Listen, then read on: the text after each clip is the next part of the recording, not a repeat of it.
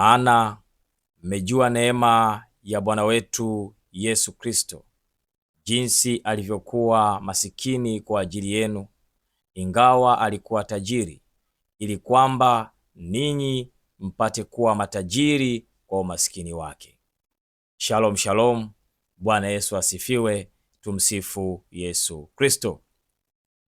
Basi mpendwa, ambaye unaendelea kufuatilia mafundisho haya mahali popote ulipo Tanzania, kwenye mikoa yake na nchi zingine za Afrika pamoja na mabara mengine yote, Mungu akubariki popote pale ulipo. Baraka za Mungu zikufikie kwa kuwa unatenga muda wako kufuatilia neno la Mungu. Ni jambo jema na ni jambo ambalo linampendeza sana Mwenyezi Mungu anapowaona watu wake wanatenga muda fulani kwa ajili ya kutafuta maarifa ya mbinguni, ili shetani anapotaka kututeka, anapotaka kutuingiza kwenye mtego wake, tuweze kumwepuka, kwa sababu tunakuwa tumeshapata yale maarifa ya mbinguni. Mungu akutie nguvu, Mungu akubariki. Leo nimekuja na somo linalohusu habari ya kuita baraka katika maisha yako. Nimekusomea andiko hapo mwanzo ambalo linaonesha Yesu ni tajiri, lakini aliuacha utajiri wake akakubali kuishi maisha ya umasikini ili mimi na wewe tuishi maisha ya kitajiri. Lakini mpaka leo kuna watu hawana baraka hizo. Lakini mpaka leo kuna watu wana changamoto katika maisha yao. Lakini mpaka leo kuna watu hata hawajui baraka zinafananaje. Sasa leo katika somo hili nimekuletea somo hili mahususi kabisa, nikufundishe namna ya kuita baraka kwenye maisha yako. Na somo lenyewe linasema hivyo hivyo kama nilivyotamka, ya kwamba namna ya kuziita baraka maishani mwako. Baraka ni jambo la kiroho, na jambo lolote la kiroho linahitaji kuzielewa kanuni. Kanuni ukizifuata, jambo la kiroho linatokea lenyewe. Kuna vitu havihitaji maombi. Kuna vitu havihitaji kumlilia Mungu. Kuna vitu vinakuhitaji wewe kuwa tayari ili vitu hivyo vitokee. Lakini unashangaa kuna watu wanahangaikia kuita baraka. Baraka ni swala ambalo Mungu alishaliweka tayari likufikie. Yaani ni sawasawa Mungu amesha kubariki, halafu baraka hazikufikii mara nyingi, kwa sababu watu wengi hawaelewi ama hawajajua misingi ya kubarikiwa. Ili ubarikiwe, nini kinafaa kifanyike ili wewe upate baraka? Kwa hiyo somo langu leo nataka nikufundishe namna utakayofanya ili uweze kuziita baraka. Namna utakayofanya ili uweze kuziita baraka. Basi tutaanza kwa neno, maana somo wala halihitaji maneno mengi wala mazungumzo mengi. Tuanze kwa neno. Namna gani utafanya ili uweze kuziita baraka? Tunaanza kwa neno. Tusome kitabu. Fungua Biblia yako. Napenda kusema hivyo, fungua Biblia ili uzoee kufungua Biblia. Uzoee kufungua Biblia. Chukua Biblia yako, fungua kitabu cha Luka sura ya 6 aya ya 38. Inawezekana huko mahali ambapo Biblia yako umeacha nyumbani, unaweza ukasoma Biblia kwenye simu. Ingawaje sishauri sana Biblia za kwenye simu zitumike. Andika kwenye karatasi kifungu hiki, Luka sura ya 6 aya ya 38, na twende tukasome wote kwa pamoja. Kumbuka somo linaeleza kwa habari ya kuziita baraka katika maisha yako. Kuna vitu unahitaji tu ujue formula, ujue kanuni, ujue namna gani unaweza ukafanya ili baraka zipate kukujilia. Sasa mwinjili Luka anasema nini? Aya ya 38 inasema hivi: wapeni watu vitu nanyi mtapewa. Nisikilize kwa makini, ili neno la Mungu sasa unapaswa kusikia na kulielewa. Roho Mtakatifu akusaidie kuelewa ninachokisoma na unachokisoma hapo nyumbani kwako ama kwenye Biblia yako akufunulie upate kuelewa. Neno linasema hivi, narudia, wapeni watu vitu nanyi mtapewa. Hiyo ni kanuni tayari umeshaambiwa. Wape watu vitu na wewe utapewa.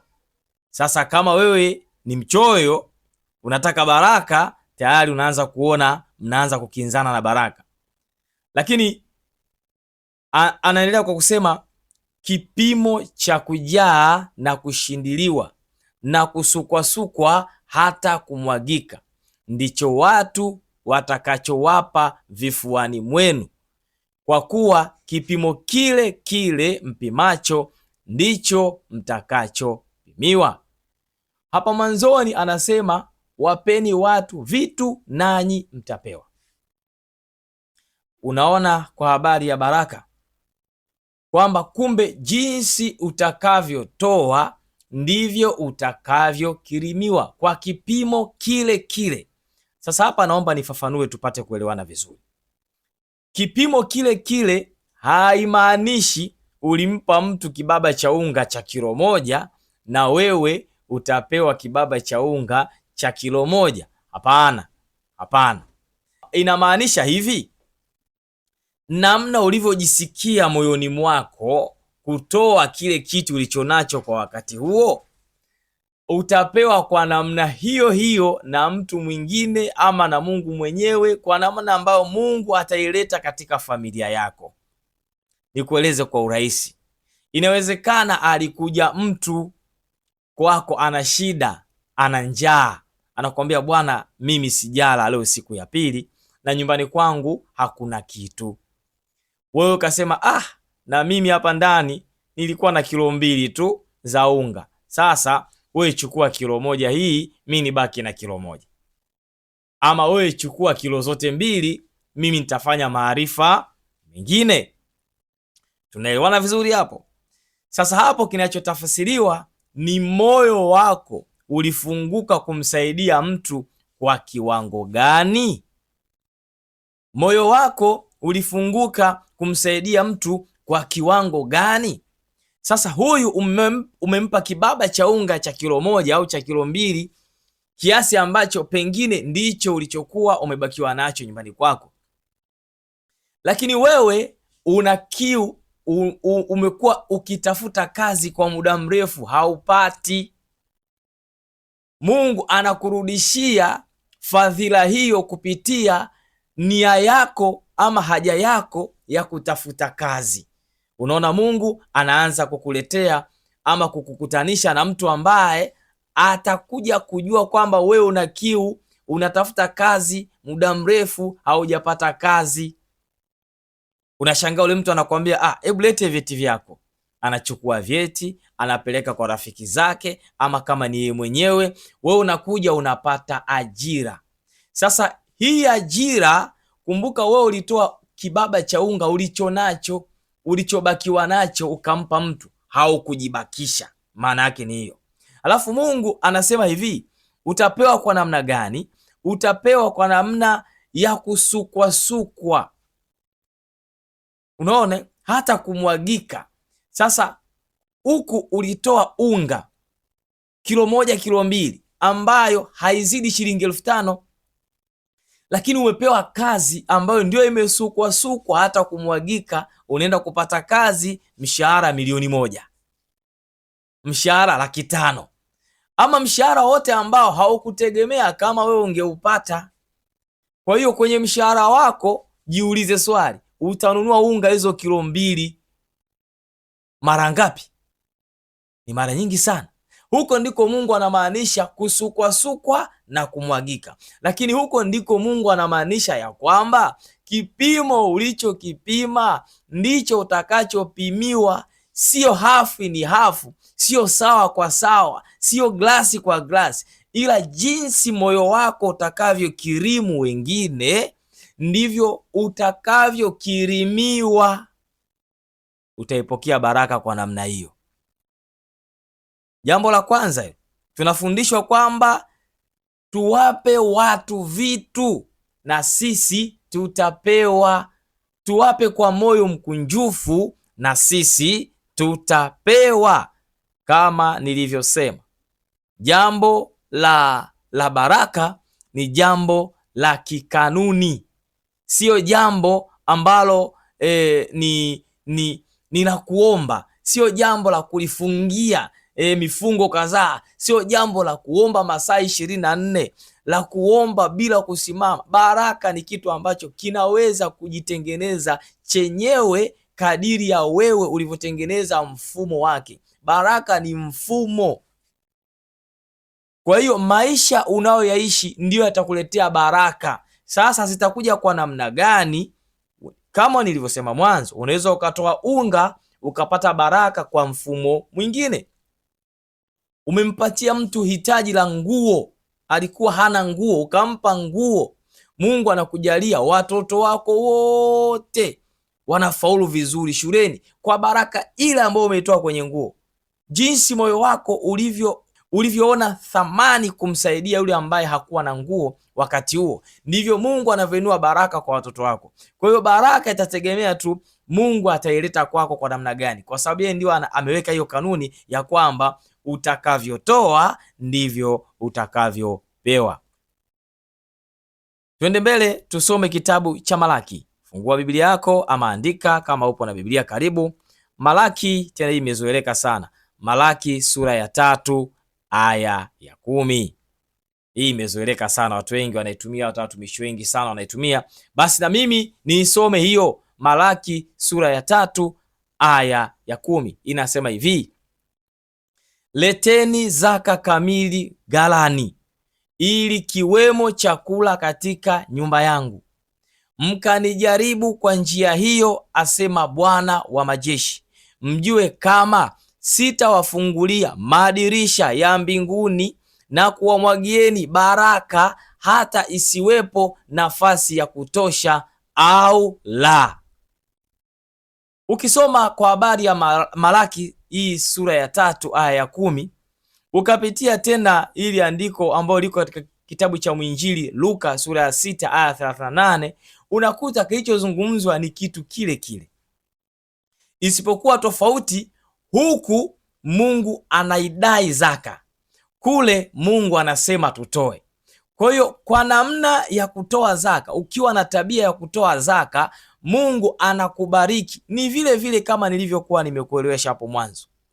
Mshahara wako ni 100,000, zaka ni shilingi 10,000, lakini Mungu anasema ukiniletea hiyo zaka, mimi ndio Bwana wa majeshi, nitakufungulia madirisha ya mbinguni na kuwamwagieni baraka. Nisikilize Bwana, hebu lielewe andiko vizuri.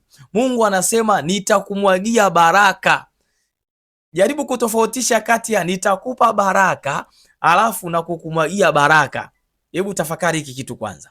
Ninakupa maji kwenye ndoo, unayapokea, yanapokeleka, lakini Mungu anasema ninakumwagia maji, au mimi niseme ninakumwagia maji. Hivi kipi ni kingi ambacho hakiwezi kupokeleka?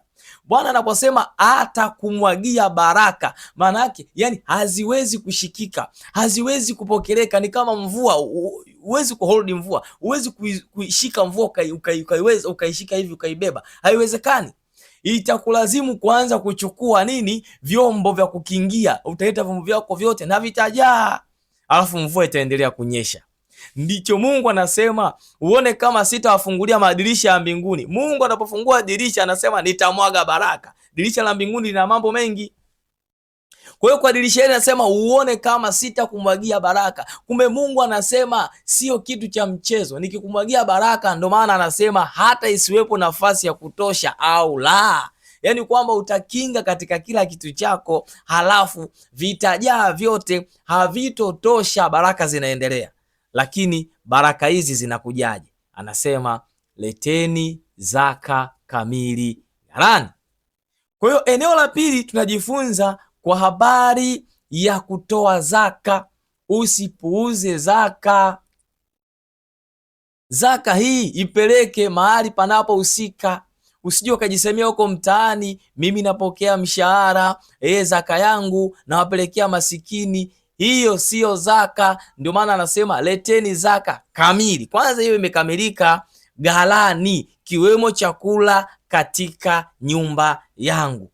Sasa nyumba ya Mungu ni ipi kama siyo nyumba ya ibada yenye makuhani wake, yenye makasisi wake, yenye watumishi wake? Huko ndiko Mungu anasema lete hiyo zaka yako huku, sio kwa watoto yatima. Hapana, huko ni majitoleo na matendo ya huruma, ndio hayo. Lakini akishasema leteni ghalani kwa Mungu, ili kuwepo chakula katika nyumba yake. Nyumba ya Mungu ni kanisa, mahali ambapo kuna msingi wa kanisa, kuna makuhani, kuna makasisi, kuna mambo mengi ambayo ya kuinjilisha anatakiwa yafanyike kupitia zaka yako.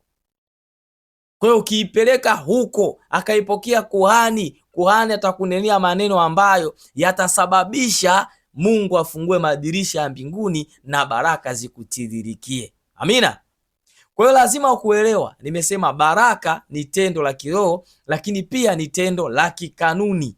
Yaani ukifuata kanuni, baraka zinakuja zenyewe. Kwa hiyo ukiwa na tabia ya kuwasaidia watu, baraka zinakuja tena nyingi sana. Ukiwa na tabia ya kupeleka zaka, baraka zinakuja. Lakini zaka hii usiseme zaka afu ikawa pungufu. Bwana majeshi anasema zaka kamili, kwamba 10%, kwamba ukipata 10,000 ndio mshahara wako ama ndio faida yako, zaka yake ni shilingi 1,000. Ukipata milioni, zaka yake ni 100,000. Ukipata milioni 10, zaka yake ni milioni 1. Ukipata milioni 100, zaka yake ni milioni 10. Hiyo ndio zaka kamili. Kwa hiyo jitahidi usidharau zaka. Zaka haina udogo, ndio ukamilifu. Kama umeipata 1,000 ndio ulioipata, maana yake zaka ni shilingi 100. Zaka ni shilingi 100. 1,000 zaka yako ni shilingi 100. Usijue kasema natoa shilingi 100, hiyo ndio zaka yako. Hamkuona kwa habari za Yesu aliposema kuhusu mama mjane aliyesema ametoa kingi, akasema yule ndio ametoa kingi kuliko wote? Alikuwa anawaambia wanafunzi, aliwaambia ametoa kingi kwa sababu ndicho alichonacho. Hata nyumbani kwake hana chochote, lakini alitoa sarafu. Wengine walitoa maburungutu, lakini Bwana Yesu akawaambia wanafunzi wake yule ndio ametoa kingi kwa sababu ndicho alichokuwa nacho, hakuwa na kingine. Kwa hiyo kwa Mungu wingi ni ukamilifu. Tumepata pointi ya pili, tunakwenda kuitafuta pointi ya tatu katika kitabu cha Kumbukumbu la Torati. Kumbukumbu la Torati sura ya ngapi? Ya 28. Fungua Biblia yako, sura ya 28 aya ya 2 hadi ya 6. Hapa kuna vitu Mungu anaongea kwa habari za baraka. Mungu anataka kuwabariki watu, lakini anatoa sheria ya baraka. Anasema nini? Na baraka hizi zote zitakujilia na kukupata usikiapo sauti ya Bwana Mungu wako. Sehemu nyingine hiyo, nitarudia. Naomba ulisikilize neno na Roho Mtakatifu akusaidie. Unapolisikiliza ulibebe na kulielewa. Inasema hivi, na baraka hizi zote zitakujilia, sio zikujilie, zitakujilia. Manake zitakuja na kukupata usikiapo sauti ya Bwana Mungu wako. Hapa neno linamaanisha nini? Ili baraka zije, kuna sheria, na sheria hii Mungu anasema usikiapo sauti ya Bwana Mungu wako. Sasa uisikiapo vipi? Unasoma neno la Mungu, unasoma Biblia yako takatifu. Ni Mungu asemaye na wewe, Mungu akufundishaye. Hayo nayo yasoma, kuna mambo ya faraja humo, kuna mambo ya ahadi humo, kuna maonyo humo, na kuna mazingatio mbalimbali. Sasa Mungu anakuonya usiseme uongo, wewe unasema uongo, maana yake hizi baraka huwezi kuzipata. Mungu anasema usiibe, usitamani mali ya mtu mwingine, wewe mwizi, kazi yako ni kuendekeza tamaa kwenye mali za watu wengine. Maana yake haukulisikia neno. Kama haukulisikia neno, jibu lake ni kwamba hizo baraka hazitokujilia. Lakini anasema usikiapo sauti ya Bwana Mungu wako, kama utaisikiliza sauti ya Bwana Mungu wako, haya ndiyo ambayo utafanikiwa nayo. Tunakwenda kwenye aya 3 sasa. Anasema hivi, utabarikiwa mjini, utabarikiwa na mashambani. Yani ukisikiliza sauti ya Mungu, yani kwa lugha rahisi kabisa, ukifuata kile Mungu anataka ukitende katika maisha yako, ukiishi maisha ya utakatifu, ukiishi maisha ya ukarimu, ukiishi maisha yenye wema, yenye uchaji, yenye mapenzi ya Mungu ndani yake, anasema utabarikiwa popote. Uende shambani atakubariki, mashambani, uwe mjini atakubariki. Lakini kwa kanuni, msianzie kwenye baraka bila sheria ya Bwana. Lazima kuifuata sheria ya Bwana ili baraka zikujirie. Ndio maana somo linasema namna ya kuziita baraka maishani mwako, kanuni. Aya 4 anasema utabarikiwa uzao wa tumbo lako na uzao wa nchi yako na uzao wa wanyama wako wa mifugo, kuongezeka kwa ng'ombe wako na wadogo wa kondoo wako. Mungu anaongea hata wewe mfugaji, ukifuata ile kanuni ambayo Mungu anasema, ukilisikiliza neno, ukayaishi maisha ambayo Mungu ameyakusudia, anasema utabarikiwa. Haijalishi una ng'ombe, Mungu atakubariki. Haijalishi una mbuzi, una kondoo, Mungu atakubariki. Uzao utabarikiwa na nchi yako itabarikiwa. Kumbe kumtumikia Mungu, kumtumainia Mungu, kuishi katika uchaji wa Mungu kunasababisha nchi kubarikiwa.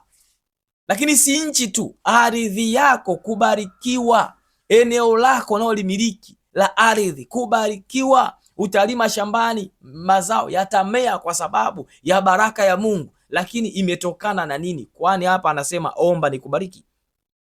Hapana. Amesema fanya mfungo ubarikiwe?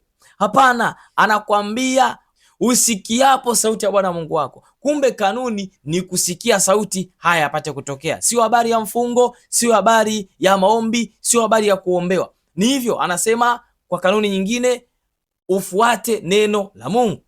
Lakini anaendelea kwenye aya 5, litabarikiwa kapu lako na chombo cha kukandia unga. Kwa habari ya nyumbani kwako, hautotindikiwa na chakula, ndio kapu lako na chombo cha kukandia unga. Yani wewe utakuwa ni wa kujipikia tu masotojo kila siku, unachagua ule nini, unakula unachotaka, hautokula kilichopo.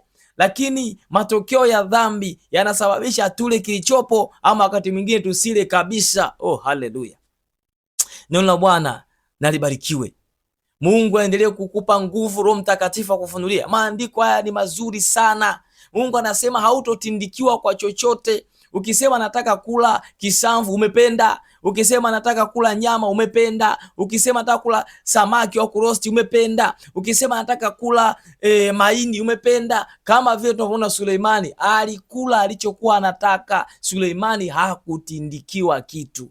Lakini Mungu anasema hapa, anakuahidi na wewe, sio Suleimani tu, anakuambia kwamba litabarikiwa kapu lako na chombo cha kukandia unga. Yaani familia yako haitoona njaa. Hilo ndilo neno la Mungu jamani.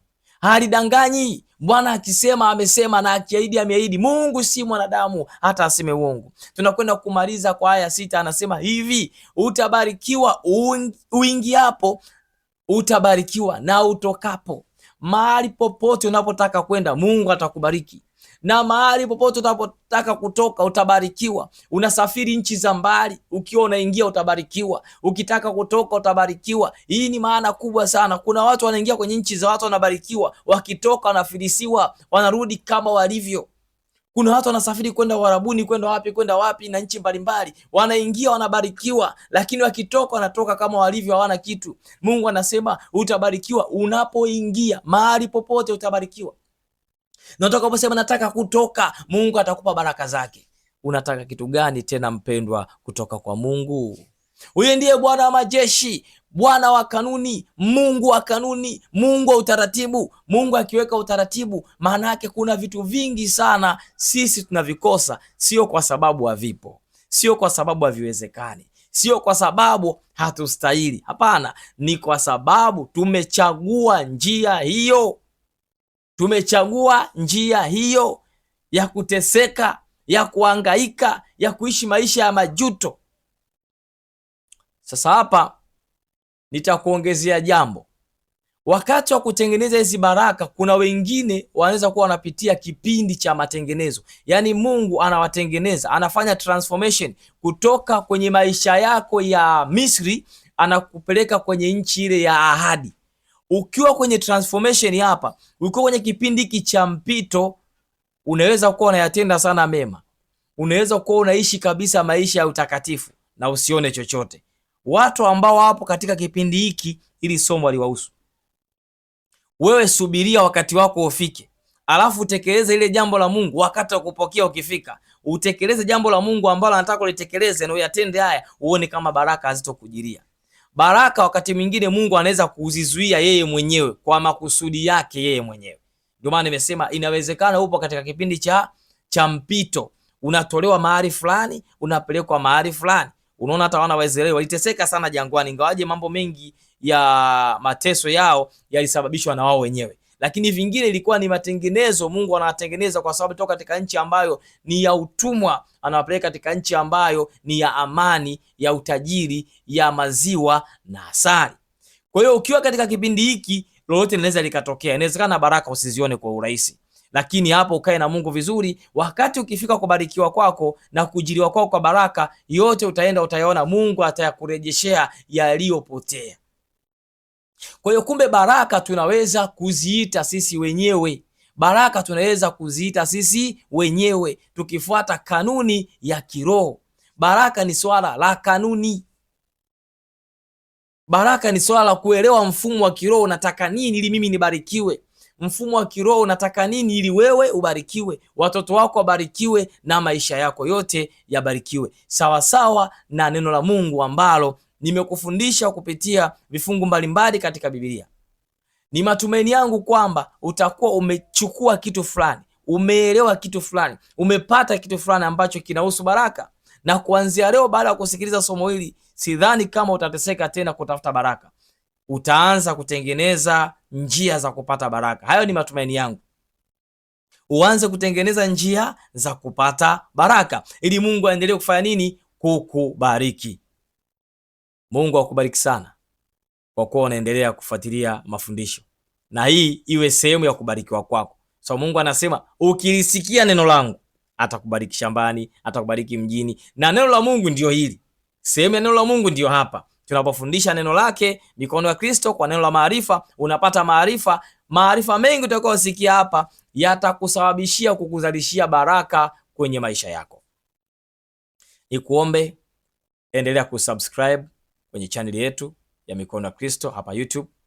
Share kwa wengine mafundisho haya kadiri uwezavyo. Watumie kwenye magrupu ya familia, hata kama wamezoea kujadili mambo mengine. Wewe tuma tu. Yupo mmoja anaweza akatenga muda wake akasikiliza, alafu huyo mmoja akaja akabarikiwa, na Mungu atazidi kukuinua wewe na kukubariki zaidi, kwa maana umetuma andiko hili, umetuma linki hii, umetuma somo hili likamfikia mtu fulani ambaye akutegemea, naye akabarikiwa.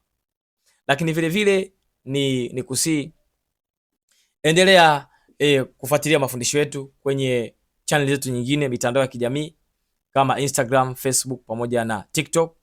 Tunayo channel ya WhatsApp. Kwenye WhatsApp, kwenye WhatsApp channel andika tu Mikono ya Kristo. Pia tunaposti linki za mafundisho mbalimbali, na utaendelea kujifunza vitu kadha wa kadhalika kupitia mitandao ya kijamii. Lengo letu ni kwamba watu wanapoingia kwenye mitandao ya kijamii wasiangalie vitu visivyofaa. Shetani asiwaweke bize kufuatilia mambo ambayo hayana faida katika maisha yao. Walao wakutane na mafundisho haya yaweze kuwajenga na kuwainulia baraka. Kuna namba za simu hapo, unaweza kutupigia kama una changamoto mbalimbali. Tupigie kupitia namba za simu, tutawasiliana na wewe, tutazungumza na wewe, tutajua namna ya kukusaidia, na Mungu atupe neema ya kuendelea kukusaidia pale ambapo umekwama. Ulikuwa na mimi mtumishi wa Mungu Norbert Simoni Mpunga. Hadi wakati mwingine, bye bye.